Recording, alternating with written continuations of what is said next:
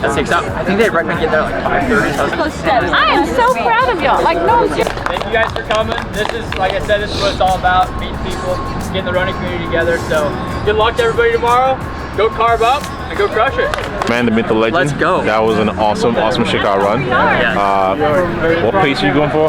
We're going for 2:45, which is like 6:15 pace. So pretty much I'm gonna be eating this dust and then some. But hey, Sam's gonna freaking crush it. we all run our own race. I'm running my own race and he's running his own race. First so, marathon for Sam. Yep. He's gonna go smoke it. I mean, you can't beat this race. Chicago, a world major as your first marathon. It Are you is. kidding me? It is buzzing right now. So I'm excited. And, of course, thanks to the Omi for always, motivating, inspiring, putting some awesome content there. So That's yeah, what we do it for. tomorrow. Let's go, baby. Woo. All right, so we just finished the Chicago run.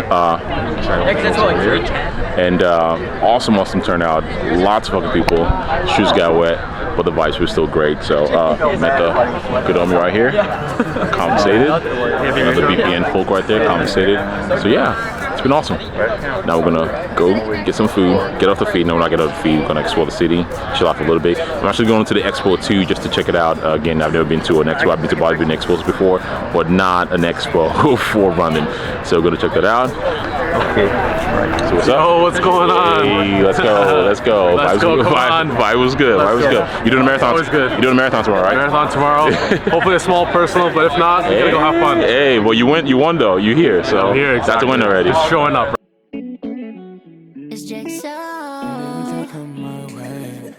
Wow, Eli. Tell me as you riding, tell me as you vibing, tell me where you slide on the low. I can be a diamond, the one that you can find in, give you time and a little more. And baby girl, won't you come my way? Hop up in that plane, maybe we could spend a day somewhere in the world where it's you and just me. What have I been doing all day today? I'm super excited. I'm super excited for it. I'm ready. I'm not nervous just because I believe in the work that I've put in. Cool thing about Flowberg, if you don't know Flowberg, is I'll link in Jerry's channel in the description so you guys can check it out. The reason I'm able to run this Chicago Marathon is because of Flowberg. So if you don't know who Flowberg is an awesome, incredible YouTuber. Video is very inspirational, of course, but at the same time is a running channel. I won't even call it a running channel. I just love his videos. Very creative. It's very cinematic. There's only 3 ways for you to qualify for the Chicago Marathon. It's either you're super like freakishly fast, which I'm not. It's either you get in a lottery pick, which I did not get, and the last one is if you raise funds. But the dilemma with raising funds is oftentimes it's very challenging if you decided late to run a marathon. The slots for the fundraiser is typically full.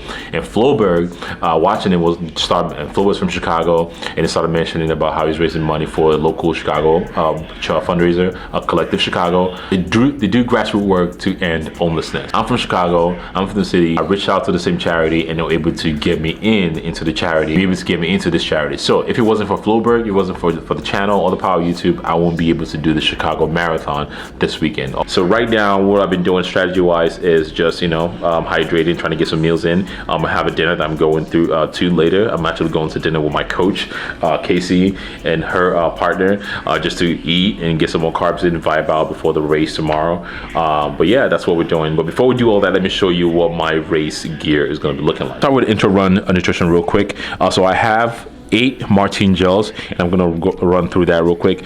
So right here we have the CAF 100, which is a 40 milligrams of caffeine and 22 grams of carbs. So I plan on starting with caffeinated at the beginning of the race, just because by the time it gets to the end, the impact of what the caffeine is going to be having might not be that strong. So after every 3 miles or so, I'm going to be having each gel. So I have enough to cover me for about 24 miles. In the last 2 miles, I think I should be just fine to the end. And with each gel, I'll be using the salt sticks here. So what I have planned on is carrying this with me, and I'm just going to open a few more of these and pack it up in here. So I plan on having 2 salt sticks with each of the Martine gel as I run. So that's going to be the intro workout feel. As far as hydration, I'm not going to have any sort of handheld bottle with me, just because I want my hands to be free, but I'll be utilizing some water along the race. No Gatorade unless if I have to, just because I've not been training with Gatorade, and I do not want to find out how that works in my system on race day. So let's talk about gear. not that kind of gear. So I am talking about this kind of gear, the running gear. So I'll be wearing the Nike Gore-Tex Pegasus 3. The reason I'm wearing it is very light, a lot of stability, and I've been training with this on my long run, so there's no need for me to there's no need for me to try something else new. But super light in case you are interested, and I like the versatility that you can literally go from a road running to trail running. And the shorts that I'll be wearing is the Flag No Fail Make History Momentum shorts. I mean, show up and stay up. These are going to be great just because, again, it's very encouraging to have this and kind of have this, recite these words in my head. And again, it's scientific, it's proven. The shorter the shorts, the longer the mile. And we're going to be rocking, of course, the Rocket Bros. And I got a beanie here because it's supposed to be 44 degrees in the morning, so just to how keep myself warm. And I have a throwaway hoodie that I'm going to be throwing away as soon as the race starts. But that is going to be the running gear. But yeah, I don't want to draw this video out too long because we got a long night ahead of us. Long night by meaning sleep and recovery, and before you know it, it's going to be time to race. And I'll see you guys in the morning.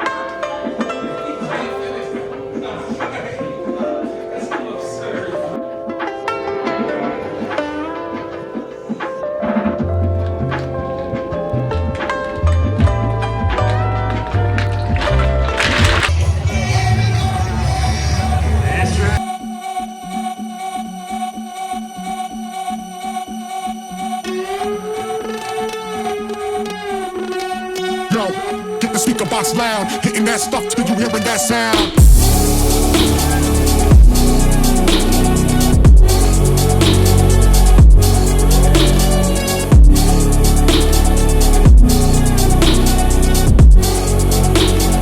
Hitting that stuff till you hearing that sound.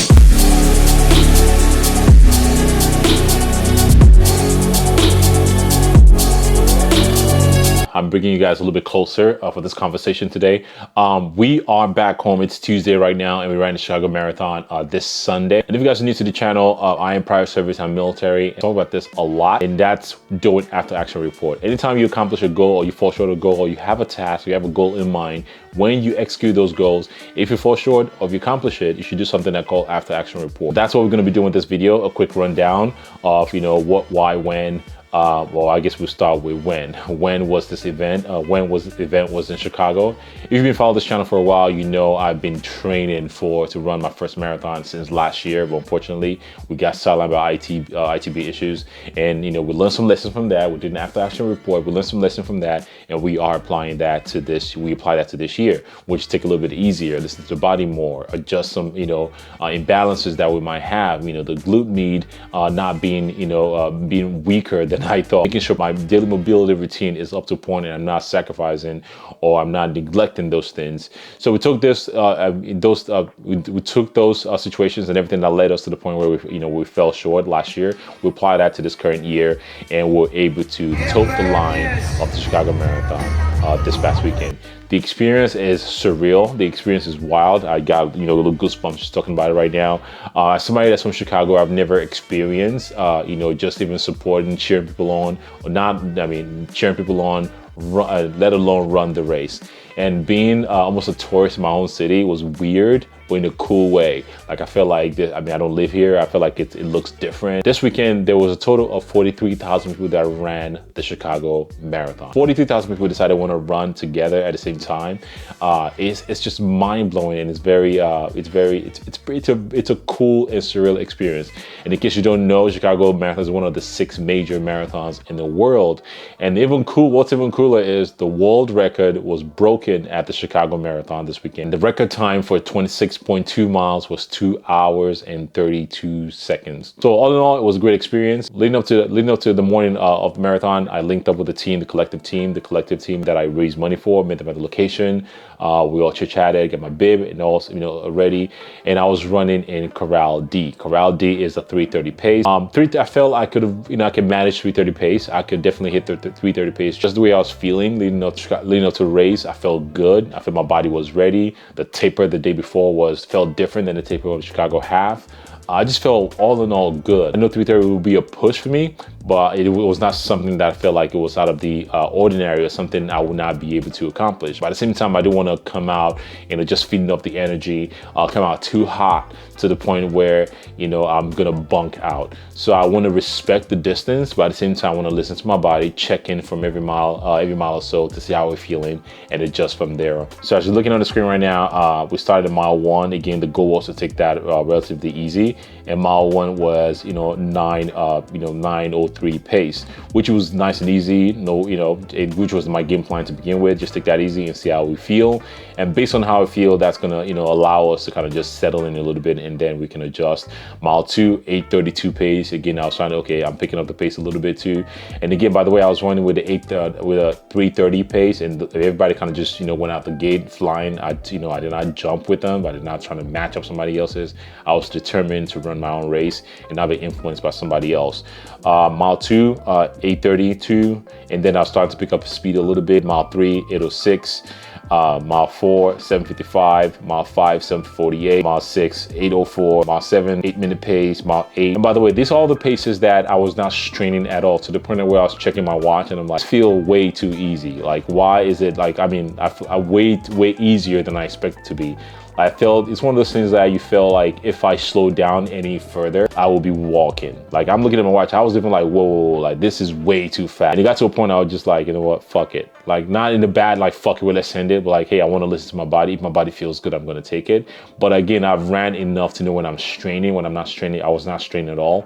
I just, kind of camp out and just like slow down. And mind you, when I did the Chicago half, by the way, I was not keeping, and my pace was a lot slower than this. After mile 12 and mile 9, I'm like, after mile 12, I'm like, okay, I'm getting close to like the half marathon mark. Like, I purposefully need to slow down so I won't bunk myself up. Because again, I'm realistic in a way that, okay, I know there's no way I can sustain 8-minute pace for 26.2. So I need, I went out and maybe I need to just like, slow down. So I purposefully slowed down, when it comes to like mile 13 at 9:06. Mile 14, 9:04. Again, steady. I settled back in a slow pace. Mile 15, 9:05. And this is where shit hit the fan. Mile 16, 9:42. At mile 16, what happened in 9:62 is I started to feel a little bit of a pull on my quads and hamstrings. So I slowed down a little bit. As I mentioned in the previous video, my strategy to nutrition and hydration was to stick to the water, small Gatorade along the track. Majority of my hydration is going to be coming from, I have 2 salt sticks that attach to every martini that I'm taking throughout the race, just to make sure I'm not cramping. Mile 17, I was full blown cramp mode. My T-band, my hamstrings all locked up. Every 20 meter it was just seasoned to the point where I cannot move a muscle. Same thing, and that went on for the rest of the race at a 12-minute pace, finishing the whole marathon at 4 hours, 38 minutes, 34 seconds at a pace of 10. That is how the race went. And so what happened? What happened is self-sabotage a little bit. So I got into Chicago the day before. I was running around with the kids. I was running around the kids, and the strategy initially plan for me was to take about 4,000 to 5,000 milligrams of sodium in the form of electrolytes, drink about 1 gallon to 2 gallons of water the day before. In about 2 days prior, meaning Friday, Saturday, that's the game plan. And the truth of the matter is, I did not do that. And again, I own that. That was a big mistake on myself, and I can blame family, running around, traveling. I should be more prepared for that. It was not a fitness thing. I did not hit a marathon wall that you normally hear about. It's definitely a cramp issue. Because it would be very hard for me to maintain this kind of pace I was running. Even 9 minutes felt very effortless. I would have slowed down a little bit, but I think it's something I definitely would have, I would still be able to hit 3:30 or 3:40, just based on how I felt. I felt really good. Probably one of the most painful, experiences. I've had tough leg workouts, but the way I feel right now on a Tuesday, it's very hard to explain. I've never been this sore in my life. I had to stop 4 different aid stations in the tent for about 10 minutes or so, just to just massage my legs out. And there was no way I was not going to finish. I will crawl if I had to. I will max out, the 6-hour time limit if I had to. There was no way I was not going to finish. I was going to finish. It's just a matter of like how you know, how would I finish the race. After everything has settled in the last few days, I've had time to process this whole experience. And some of my biggest takeaway is, initially I was very bummed about the outcome, just because I was feeling really, really good. And, you know, and the reason why I did not perform to the best of my ability is because of the actions that I took that could have been easily corrected. But also in the moment, of course, it's very hard to see clearly while you in the middle of a storm, until the storm is over and clear and you see the wreckage and the damage and you start to process things. While I was going through that struggle and through that challenge, I think I did not embrace or show gratitude within that moment. Gratitude meaning it's a privilege for you to experience pain, because other people out there really are not in a position to experience that level of pain. They would love to experience that sort of pain. And my attitude was like, damn, fuck, you know, which is normal reaction, by the way. Watching Floberg run, I was watching Floberg. If you don't know who Floberg is, I mean, again, the reason why I'm running the Chicago Marathon is because of the homie, Floberg, like I mentioned in previous clips. I was watching his show day as a race recap today, and he had a line there that I think was very powerful.